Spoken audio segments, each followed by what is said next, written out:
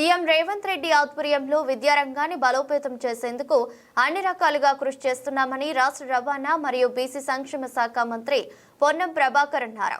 సిద్దిపేట జిల్లా కేంద్రంలోని డబుల్ బెడ్రూమ్ల వద్ద ఉన్న మహాత్మా జ్యోతిబాపులే గురుకులాన్ని మంత్రి పొన్నం ప్రభాకర్ ఆకస్మికంగా తనిఖీ చేశారు. ఈ సందర్భంగా మాట్లాడుతూ గతం కంటే మెరుగైన విద్యను అందించేందుకు సీఎం రేవంత్ రెడ్డి నేతృత్వంలో ప్రభుత్వం పనిచేస్తుందని ఆయన తెలిపారు. తెలంగాణ వ్యాప్తంగా ఉన్నటువంటి social welfare, SC, ST, BC, minority residential schools మరియు గురుకులాల్లో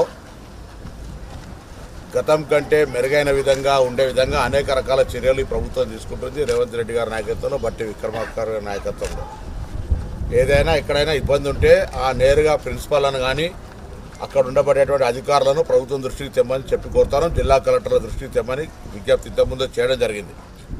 ఇప్పుడు కూడా వెంటనే ముఖ్యమంత్రి గారి సూచన మేరకు జిల్లా కలెక్టర్లు, అడిషనల్ కలెక్టర్లను జిల్లా స్థాయిలో కమిటీగా వేస్తూ 4 వెల్ఫేర్ అధికారులు, ఎస్సీ, ఎస్టీ, బీసీ, మైనారిటీ అధికారులు, అదేవిధంగా ఆరోగ్యానికి సంబంధించి చూడడానికి డిఎంహెచ్ఓను, ఆ ప్రాంతం ఆ స్కూల్ యొక్క ప్రిమిసెస్ బాగుండడానికి డిఆర్డిఓ గారు, దాని తర్వాత ఆ విలేజ్ సెక్రటరీ కానీ ఆ ప్రాంతంలో ఉండేటువంటి విధంగా డిపిఓలను సభ్యులుగా చేస్తూ కమిటీ వేస్తూ ఇదే ఫార్మేట్లో మండల స్థాయిలో కూడా వేస్తూ ప్రతి 15 రోజులకు ఒక్కసారి ఆ పాఠశాలలో సందర్శన లేదా నివేదికలు తీర్చే కార్యక్రమం, ఎక్కడ ఫుడ్ పాయిజన్ అవకాశం లేకుండా కిచెన్ కానీ శానిటేషన్ కానీ అన్ని రకాలు చూడమని చెప్తా ఉన్నాం.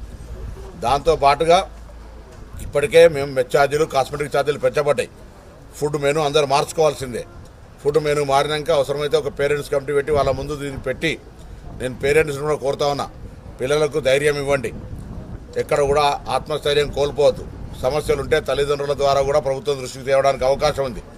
ప్రభుత్వం విద్యకు అన్ని రకాల ఎక్కడ కూడా ఎంత ఇబ్బంది ఉన్నా ఎటువంటి సమస్య రాకుండా చూసేటువంటి ప్రయత్నం చేస్తూ ఉంది.